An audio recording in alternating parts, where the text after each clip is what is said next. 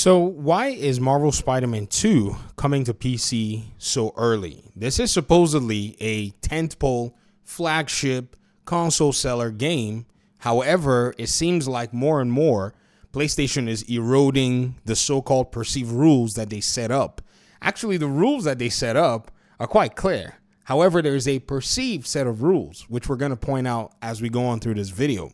Game Over 30 over here on Twitter went ahead and said, it's worth pointing out that yes, PlayStation 5 to PC gap continues to shrink, combined Sony's recent confirmation that certain types of games will see launch day release on PC with the shrinking release window of premium first-party games. I guess they don't like that word, and you'll probably realize what many of us have been saying all along. Even Sony knows that the industry is changing. Profitability requires a broader release base, assuming a certain level of AAA cost. I think, number one, this is a very important way to take a look at it. For the past few months, actually, I think we're going on over, maybe a year, depending on when you started having these conversations with me or when I started making the videos on this channel for you guys. For me, it's been about like 6 years. I've always maintained that PlayStation was missing out on the PC audience. And believe you me, in a snap of a finger from, a time span of about 4 years, they've pretty much dropped a ton of games on here. To me, I think it's the most impressive thing that I've seen in a very long time. I did not envision this particular speed.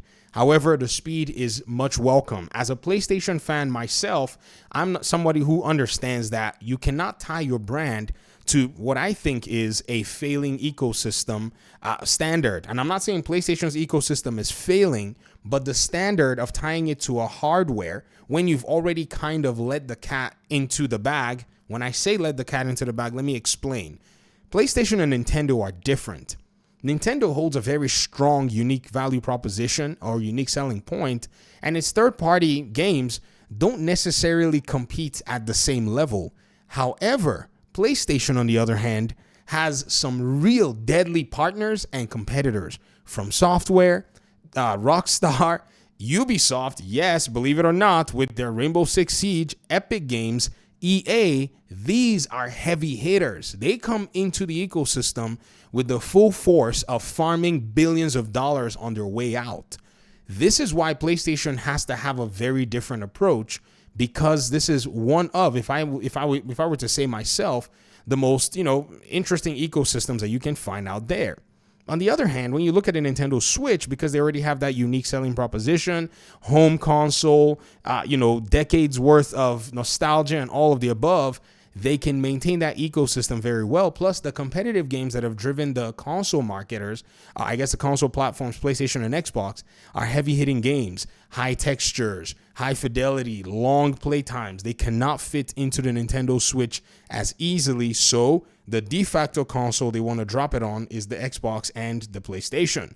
So this being the reality, PlayStation has some really strong partners. And if it wants to thrive in its own first-party offerings, it really does need to take its games to the PC platform.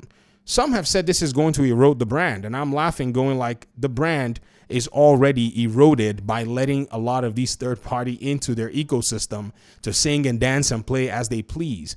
And that's just the reality of it. So seeing these games make their way to PC, to me, is very, in my opinion anyways, interesting. It's not surprising, don't get me wrong. I think what we can talk about in terms of the surprise is basically the speed. Now, what is PlayStation's timeline? What is the standard that they've set up? They mentioned that they were going to bring the live service games to the PC platform, day and date. It's obvious that this is quite necessary. Games like Helldivers 2, former games like Concord, or whatever kinds of games you want to basically put into this category, you're going to see them land day and date. However, they kind of didn't necessarily make too much of, noise about their single player games. However, they kind of indicated that those single player games were going to be, on their platform exclusively, and maybe you'll wait a long time. However, they've quietly started breaking this. Hiroki Totoki kind of signaled this ahead when he was talking to shareholders about how they have an opportunity on the PC market and how they could be more aggressive. So we saw games like just this year, Until Dawn Remake, which broke tradition because a game like The Last of Us Part 1, actually its remake took a while before it came to PC. But Until Dawn's remake showed up on the very same day. Then we have Lego Horizon Adventures, which is coming day and date and is not a live service game.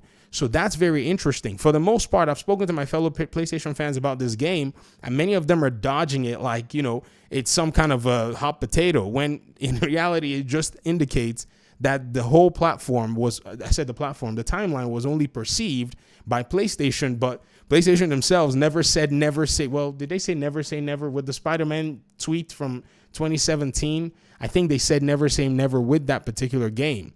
However, the tides are changing. So bringing these games were already a good thing, but now closing that gap is actually the main thing that needs to happen.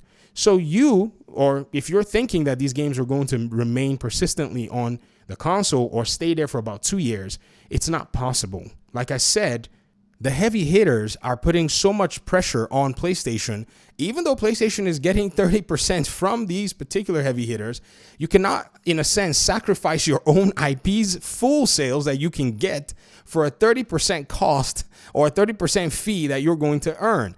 In fact, if we sat down and we ran a calculator and did a little bit of the math, I think it's really going to indicate that, 70% is actually much more appealing than 30%. And what I mean by that is, in the past, a lot of folk had told me on this channel that, well, if they bring their games to Steam, they're only going to make 70%, while other publishers will pay them 30%. And so I have to ask those audience members of mine who actually said this, 70 and 30, which one is greater? 70 is greater if we're still on planet Earth. And even if we're still in the universe, 70 in this particular scenario is greater. So again, PlayStation really does have to actually go for the 70% cut more than anything else. So if, say, they sell 1 million copies of Marvel Spider-Man, 2, there's 70% of that comes to them from Steam. If they sell 1 million on Epic Games, there's more than 70% because Epic Games only takes 12%. That comes into their coffers. Now, this is great, but if, say, Call of Duty was basically selling, say, 1 million, they only get 30%. Now, yes, they're going to get a lot of 30% with Call of Duty, but seeing that some other games on their platforms are being choked out by Call of Duty, they cannot leverage those other 30% to a higher amount. So they need to be getting that 70% into their own pockets as quickly as possible. Another thing, too, that I want to point out is, and this is, I think, very interesting, is how come a game like Stellar Blade is now locked on the PlayStation ecosystem, while Spider-Man is more than likely going to make its way to another platform before that. I think that's very interesting. We're going to talk about that very soon because I think it's worth speaking of. Because I've said this before. Remember Final Fantasy, 16, and the way that game basically broke its way out of the exclusivity, but then had to go meet a PlayStation game on PC that competed with it in the same launch window. I think Shift Up might be learning a valid lesson here, and some have said Shift Up is fine, but to be very honest, I don't think that's how we need to evaluate what's going on. But it's very interesting. PlayStation is doing the do as I say, not as I do thing again. And you know me, I'm here to collect the receipts. But this is nice. It's nice to be able to predict this stuff and see it just come to fruition because, again, the industry is in a position where PlayStation needs 70% more than it does 30%. Believe you me, 70% rocks anytime, any day. Thanks so much for watching the video. I appreciate you guys' time and audience. Hopefully we'll talk. Let me hear your thoughts in the comment section. Peace out.